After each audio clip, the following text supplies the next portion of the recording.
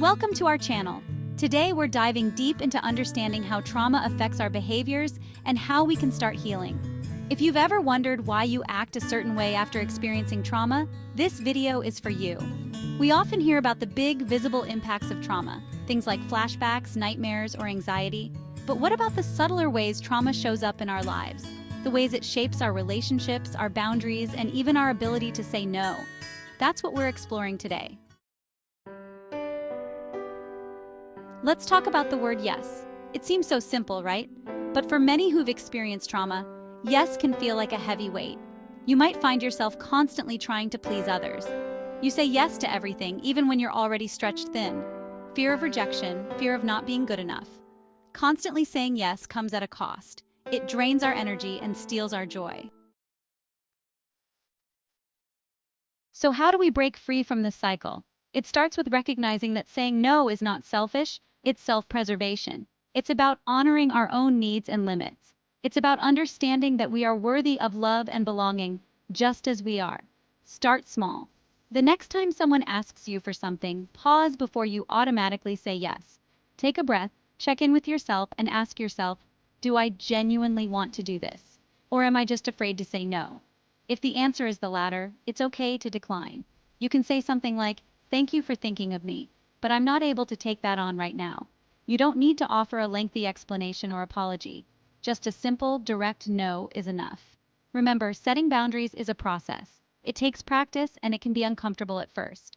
But the more you do it, the easier it becomes. And as you start to prioritize your own needs, you'll find that you have more energy, more joy, and more capacity to show up for the people and things that truly matter to you.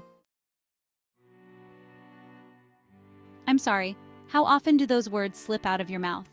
If you're like many people who've experienced trauma, you might find yourself apologizing constantly, even when you've done nothing wrong. You apologize for taking up space, for having needs, for simply existing. It's like you're carrying around this invisible burden of guilt and shame, and every apology is an attempt to lighten the load. Trauma has a way of distorting our self-perception. It can leave us feeling broken, unworthy, and responsible for the pain we've endured. We internalize the message that we are somehow to blame, and this belief can manifest as a chronic need to apologize. We apologize for our emotions, for our boundaries, for our very presence in the world. But here's the truth. You are not broken. You are not to blame for the trauma you've experienced, and you don't need to apologize for being who you are. This constant apologizing stems from a place of deep self-doubt and a fear of judgment.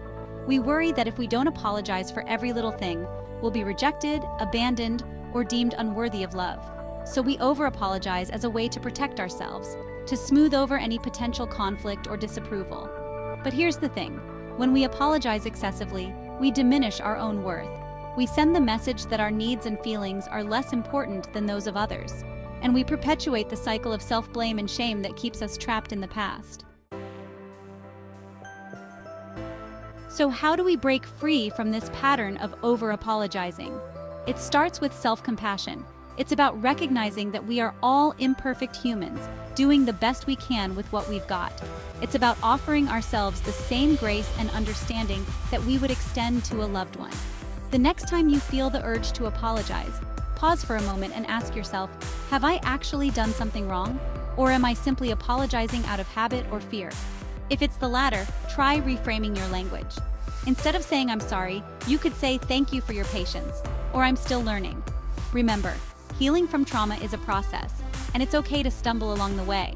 Be patient with yourself. Practice self-compassion and know that you are worthy of love and belonging just as you are. Chapter 3.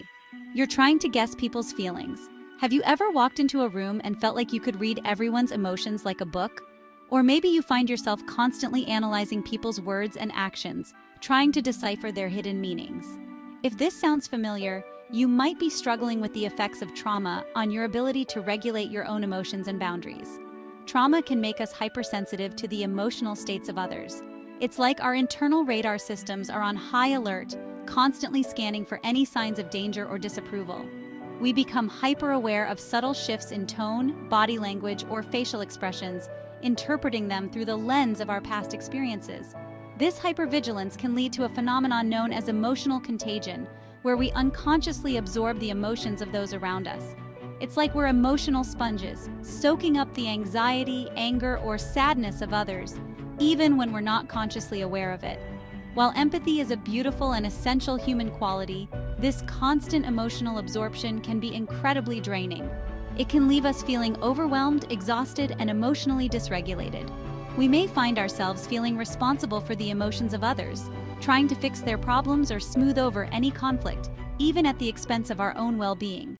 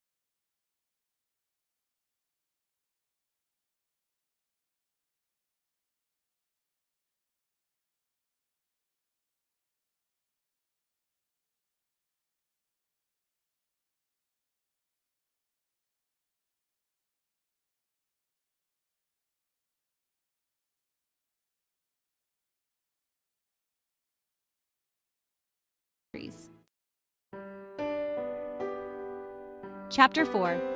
You're trying to please people. Do you ever feel like you're constantly striving for approval, like you're always trying to win over the people around you?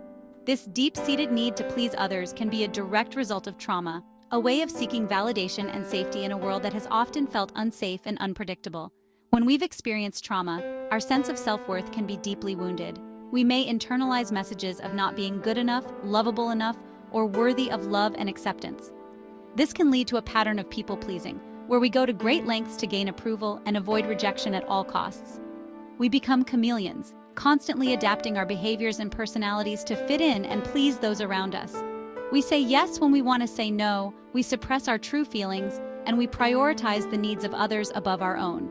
This constant striving for approval can be exhausting and ultimately unfulfilling. It keeps us trapped in a cycle of seeking validation from external sources, rather than cultivating a deep and abiding sense of self-worth from within. So how do we break free from this pattern of people-pleasing and start living a more authentic and empowered life? It begins with recognizing that our worthiness is not contingent upon the approval of others. We are inherently worthy of love and belonging, just as we are. Start by identifying the root of your people-pleasing tendencies. What are you afraid of? What are you trying to avoid? Once you understand the underlying fears and insecurities, you can begin to challenge them with compassion and self-compassion. Practice setting boundaries.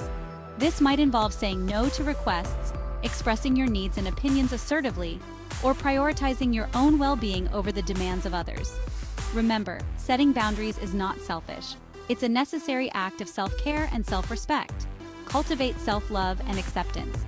This involves treating yourself with kindness, compassion, and understanding. It means embracing your imperfections, celebrating your strengths, and recognizing that you are worthy of love and belonging, just as you are. Remember, healing from trauma is a process, and it's okay to stumble along the way. Be patient with yourself, celebrate your progress, and know that you are deserving of a life filled with joy, authenticity, and meaningful connections. Thank you for watching. Remember, healing from trauma is a journey, and it's okay to seek help along the way. If you found this video helpful, please like, share, and subscribe for more content on mental health and well-being. Take care of yourself. It's important to remember that you're not alone in this journey. Many people struggle with the long-term effects of trauma, and there's no shame in seeking professional help. A therapist can provide you with the tools and support you need to process your experiences, develop healthy coping mechanisms, and cultivate a more positive sense of self. Remember, healing is possible. It takes time, courage, and self-compassion. but you are capable of creating a brighter future for yourself.